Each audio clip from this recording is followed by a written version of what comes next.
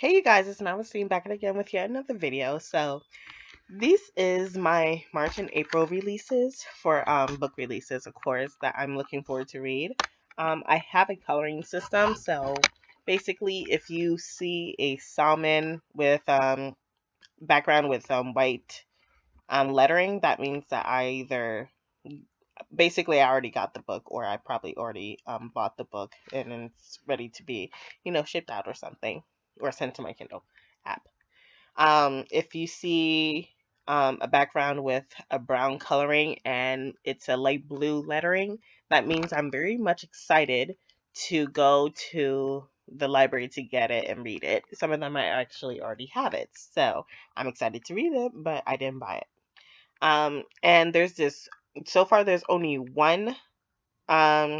there's only one brown background with navy lettering, and that's because I'm debating whether to either wait till the library or to you know, buy it myself if if my library doesn't have it. So let's move on. So these are my March releases. So the first two have already been released on March 1st. And both of them were on the Amazon First Reads list. And the first one that I'm going to mention that I actually got on March 29th was The Killing Fog by um not March 29th, but like on February 29th. Um this one is the first book of a series, the Grave Kingdom series, and it's by Jeff Wheeler. Now, I've heard of the name before. It rings a bell, but I can't really connect to it besides the fact that I know that the author is white and this is an Asian inspired world with Alaskan like settings. It's almost as if this took place in Alaska but with Asian setting. You know what I mean? Anyway, I got an advanced copy through Amazon's First Read.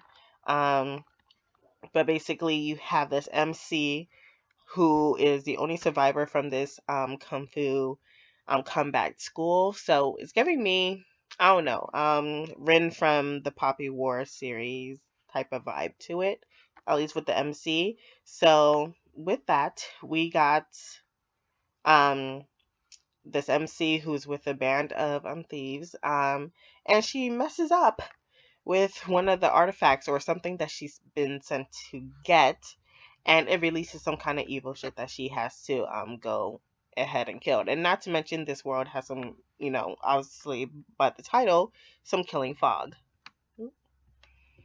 So the next book that we have is A Killer's Wife. This is the first book of the Desert Plains, and it's by Victor Mathios. But basically, you follow Jessica Yardley's husband, who went to prison for a series of brutal murders. So she's finally created a life with her daughter and is a well-respected attorney. But there's some new murders that's going on, and it has her ex-husband Eddie written all over it. Now then, it's clearly obvious that it is leading us to believe that there's a copycat killer based on the synopsis. But I have a theory that, that Eddie is probably innocent, somehow innocent, and that, the copycat killer is actually the real killer all along. And I don't know, maybe somehow Eddie got framed for it, or maybe Eddie did kill maybe one person, but considering that this is a serial killer, um, I do suspect that Eddie took the fall for this multiple killings. So these are just my theories. I don't know if it's true or not. So you guys go check it out. It's already out, and I already saw this at my library. Ooh. So next, so as you can see by the salmon coloring, I actually got the book. It's on my shelf right now on my bedside, and I can't wait to read it. This is the long-awaited book by Sarah J. Maas, and this is the Crescent City. It's the first book of a series. You follow this half-fae human girl named Bryce Quillen, and she had the perfect life until all her friends got murdered by a demon. And obviously the demon is behind bars, but there's more killings going on. So it's like, what the hell is going on? And then you got this, there's Hunt, Althea, who is a fallen angel, obviously a demon, um, and is now, enslaved by the archangels. So now they have to work together to solve this mystery and also to combat evil that's trying to take over the city.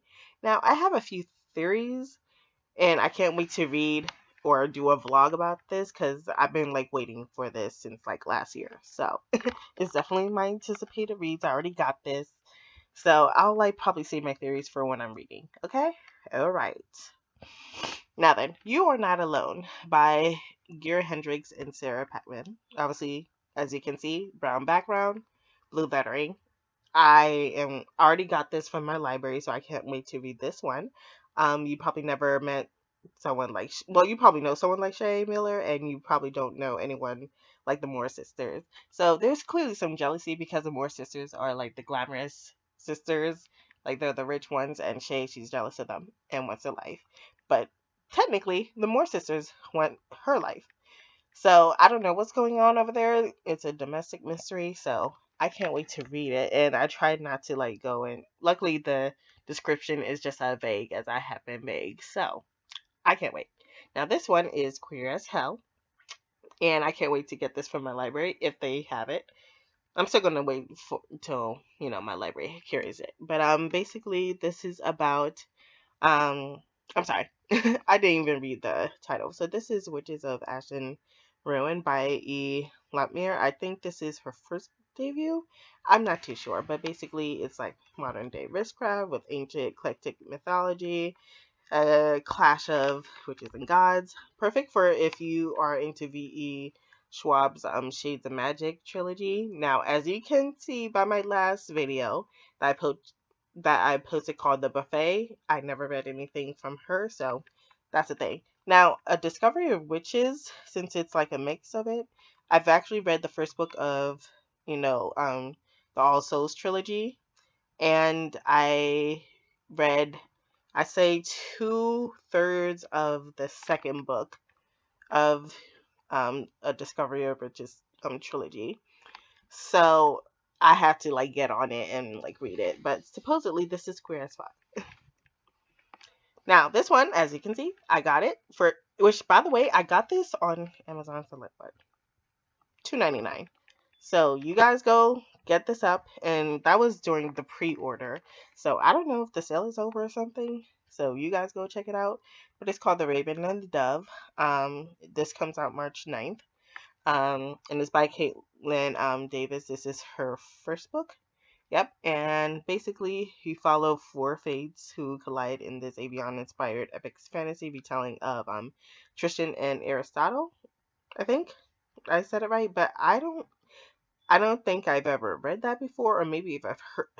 Like, here's the thing: those two names are ringing a bell, but I don't know anything about it, so I'm probably gonna have to like read up or like get spoiled for it. But basically, it's a retelling of that story, and you follow a princess longing to be free because she has to get married to like this prince. She flies away, and she runs into another prince who is well, someone she doesn't know he's a prince, but basically he's battling some kind of dragon. And then you have a bastard, aching to belong, who is the prince, who is pretending to be the prince that the girl has to marry because the prince is his brother. I don't know if they're twins or not, or maybe they just look alike. But yeah, it's an arranged marriage, and but on the way there, he has to fight a dragon. Well, so yeah, there's that. But they ended up meeting each other, and fate brought them together. Now destiny will try to tear them apart. There's three shocking betrayals. I already guessed one of them, but two star-crossed lovers and an unforgettable journey. So it looks like there's a definitely a potential love triangle or something else involved. But I'm gonna save my theories for maybe that time. Now, everyone and their mamas got an advance copy. I'm not jealous at all. I'm just excited for you. And I can't wait for this to come out at my library. And this is called A Phoenix First Must Burn, 16 Stories of Black Girl Magic, Resistance, and Hope by, the editor is Patrice Cladwell. and you got different authors, um, some of them that we know of. And basically, they're invoking Beyonce's Lemonade for a teen audience, and those who are Octavia Butler's heirs, and she is a classic Afrofuturism writer. So I'm excited, and like the cover, do you not see that? And like how the world is basically her necklace. Oh, this is beautiful. Anyway, um, and it's basically centers around Black women and gender nonconforming individuals. So I can't wait to read this. Now this one, as you guys can see, this one is the book that I'm debating getting by myself or just waiting till the library to come. This one is Lakewood by Megan Giddings.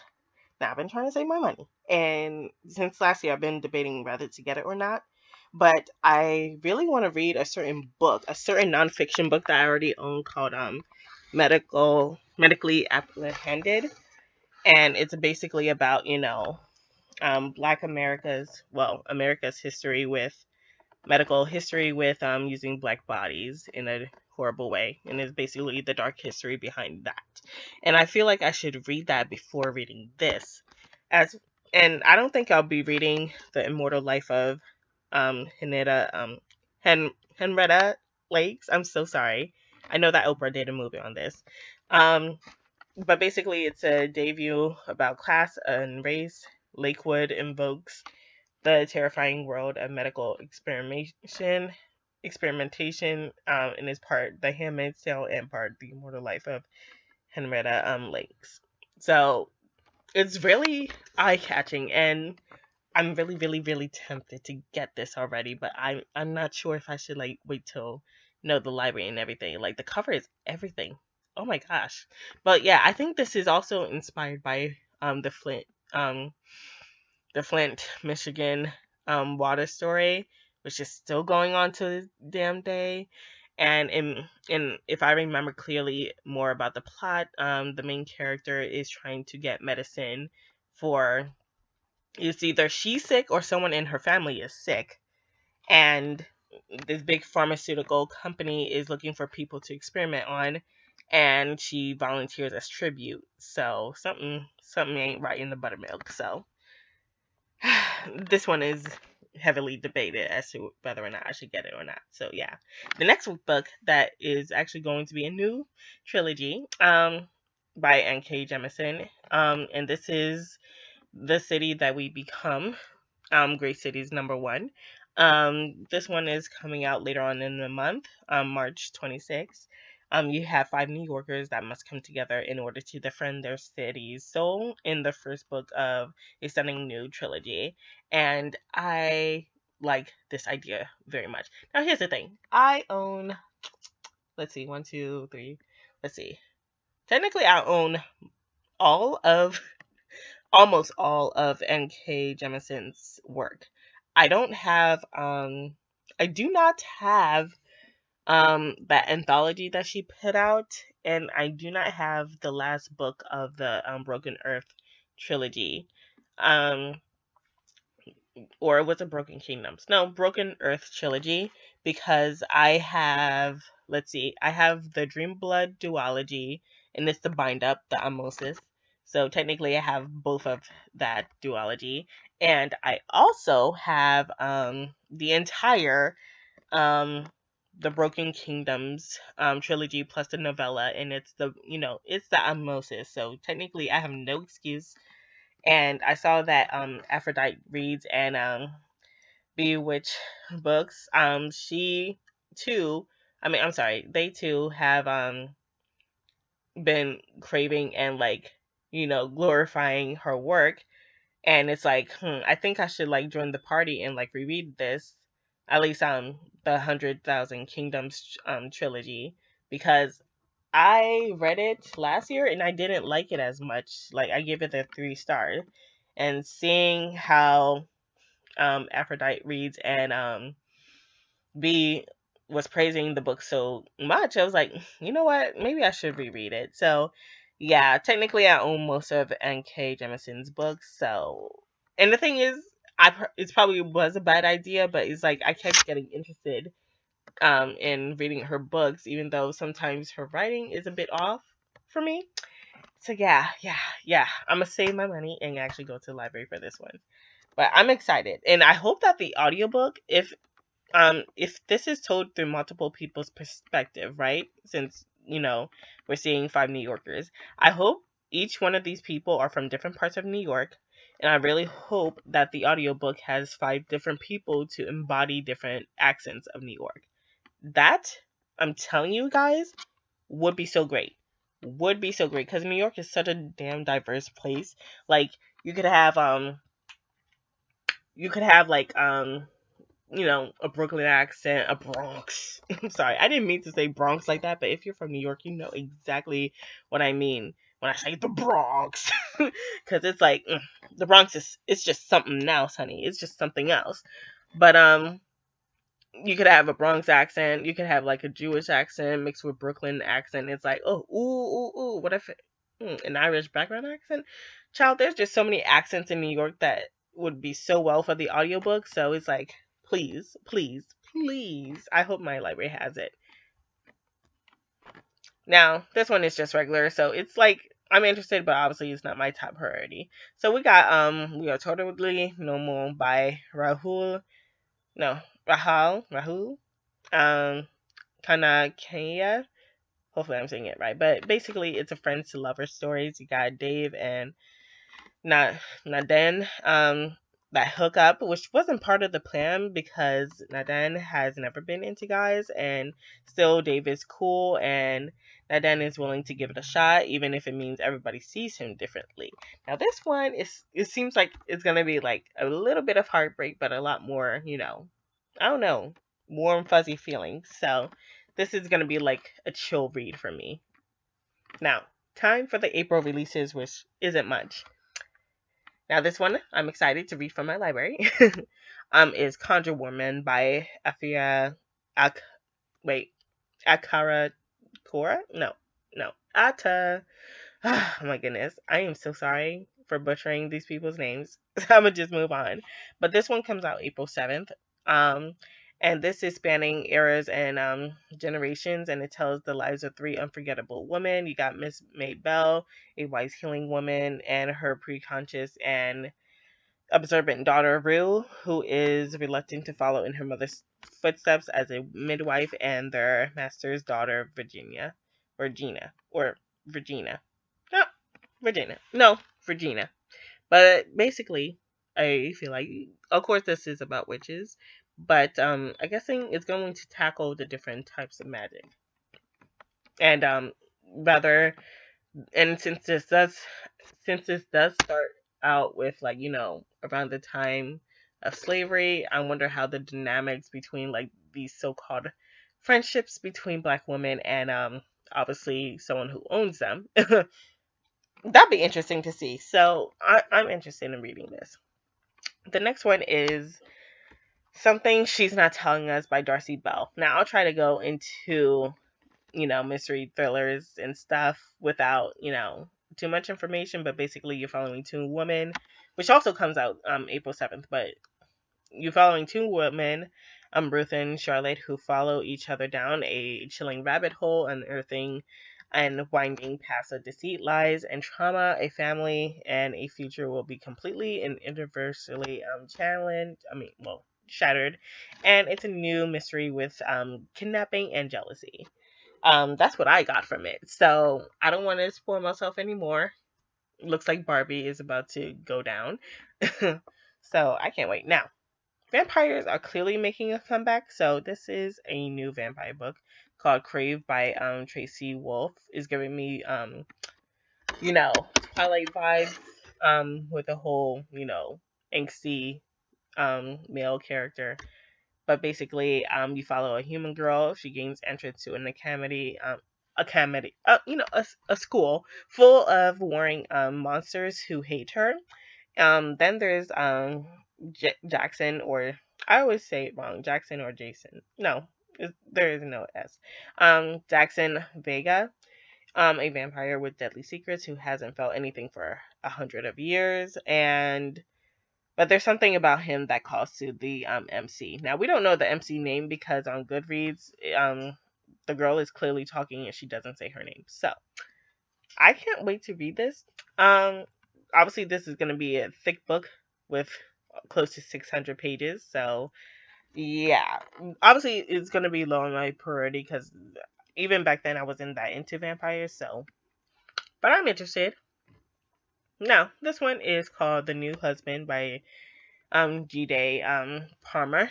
GJ. Oh God, Palmer. And this one come out April 14th. Just because you love someone doesn't mean you know them. Mia Rainey knows that very well in the very hard way because her missing husband Glenn had been leading a double life with another woman, but Glenn's dead. Following the chance to encounter a widow, with a widow, Simon Fitch, a teacher from her daughter's Maggie's middle school, Nia finds love again and hopes of putting her shattered life back together. However, Maggie doesn't really trust Simon at all, and the thing is, Simon is there's something going up with you know, how his wife died since his wife committed suicide. So I can't wait to read this mystery and see what really is going on between these two. Anyway, the closer you get, the next book that we have is The Closer You Get, which comes out April 1st. I mean, no, April 21st. And it's by Mary Trugiston. Anyway, co-workers Ruby and Henry are in love. They promise to tell their spouses that they're leaving and then to meet and to begin their life together, but Harry never shows up. Shit goes wrong in Ruby's end, so she ends up divorced and all that stuff. I think she loses the house and she ends up having to move elsewhere. And she ends up getting fired from her job. So clearly something's going on. So just when she thinks that she hit rock bottom, very strange and menacing things start to happen. Someone is sneaking into her apartment and following her home late at night, and she's going to have to fight for her survival. And I said at the bottom that bet that ass that it's Harry's wife. Now it could be any people, but my first thought is definitely Harry's wife. But considering that Henry never showed up, I don't know. Obviously, this doesn't come out until April. But what if Henry never showed up because he got murdered by the wife, and now his wife is trying to murder Ruby? Or was it that Ruby's husband trying to ruin her life? Child, I don't know. There's so many things going on.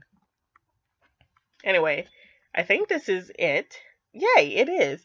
So this is the last book that I look forward to reading for the next 2 months.